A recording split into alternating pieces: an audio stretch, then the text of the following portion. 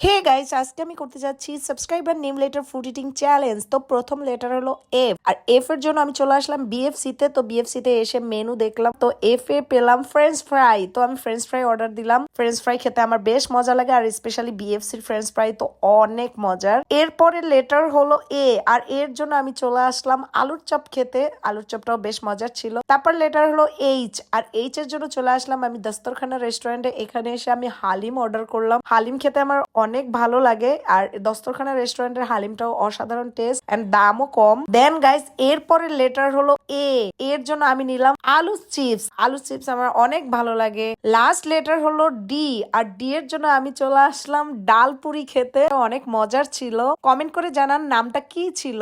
এরপরে কি চ্যালেঞ্জ দেখতে চান সেটাও কমেন্ট করে জানাবেন, and subscribe me. Bye by.